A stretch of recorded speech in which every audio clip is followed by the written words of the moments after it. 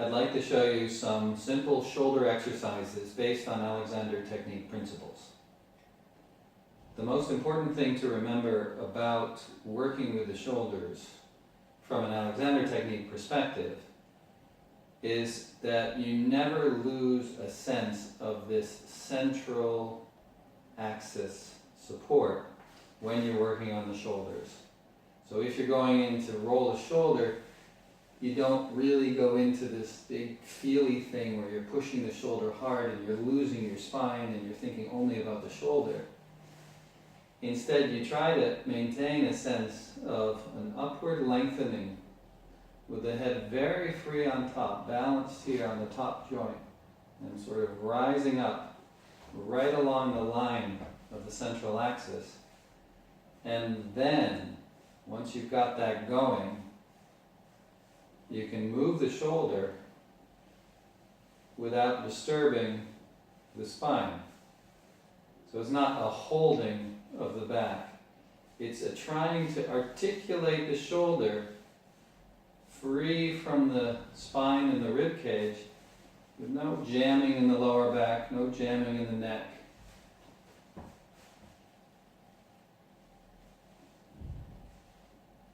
So this is a simple shoulder roll, and I'm doing nothing other than keeping my attention on a nice sense of space with the head rising up, nice and free in the neck, the trunk lengthening up with the spine, lengthening up with the head,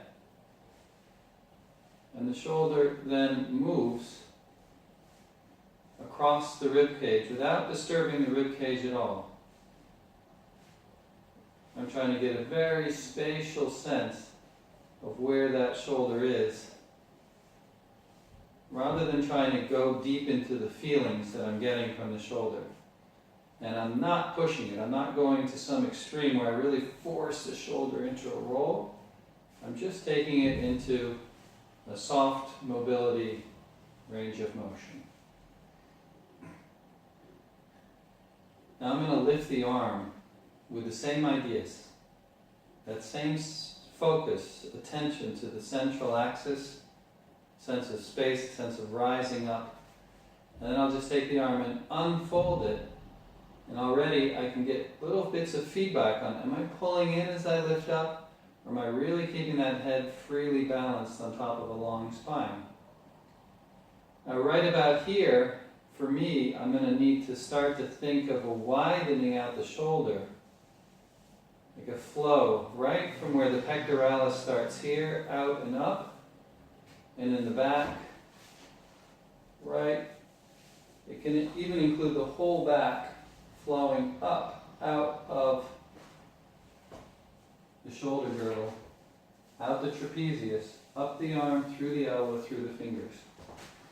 Now, all of those thoughts of flow are happening without losing that sense of the central axis and the freedom of the head on top of the spine.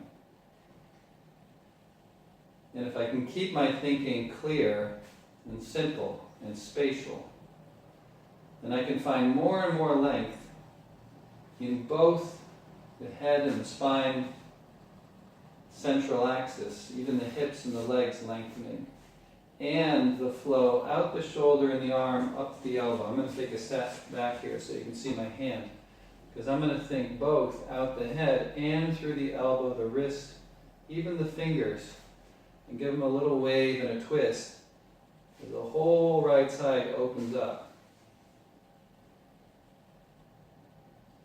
Now, if you find this tiring, that's fine, it's normal. It's a bit of an unusual thing to really open up the shoulder this much.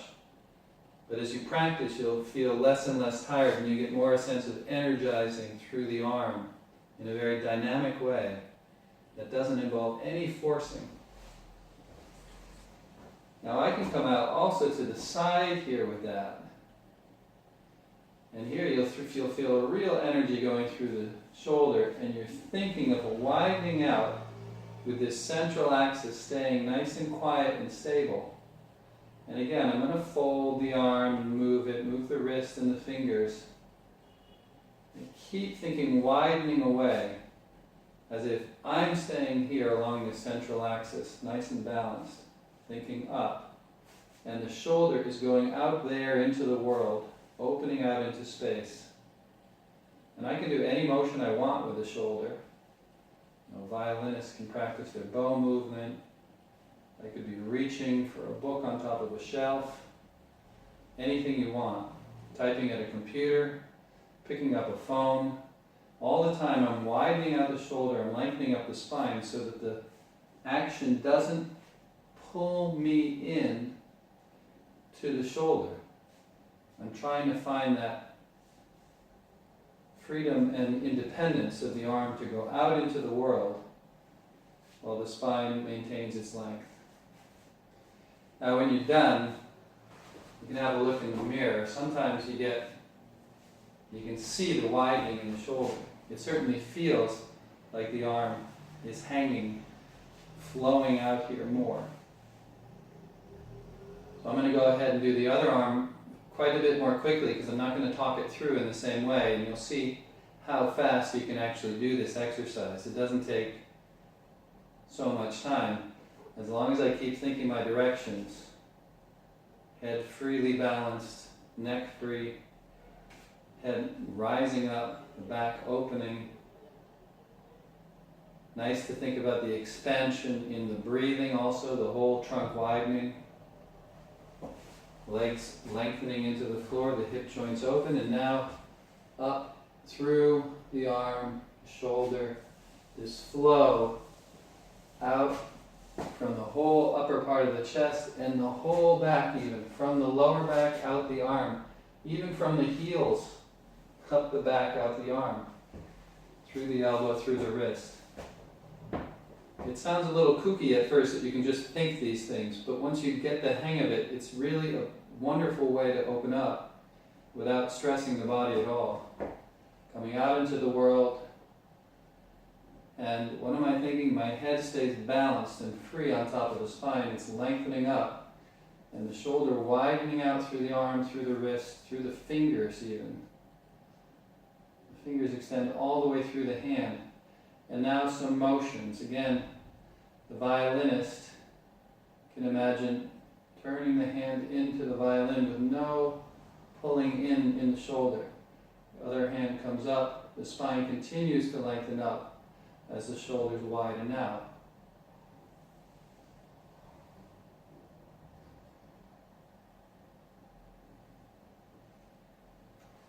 Now the last thing I want to say is that in no way does thinking the length of the spine and the independence of the shoulder mean that you can't move the spine. Of course you can. Once you've played with this, you can play with adding in spinal movements, for example, to reach up to the ceiling. That full length of the spine, the shoulder widening out of the rib cage, or anything you want. It's not that you can't reach with the spine. It's that the choice is there for the world to come to you. Here I got my cell phone or my computer. The choice is there to think lengthening up. The choice is there to go with the arms if you need to pick something up. That's no problem. But you've got that sense of the independence of the spine and the shoulders. If I'm playing, sure, there's motion in the spine, but I've sensitized myself to recognize that I don't have to pull in the spine to move the arms.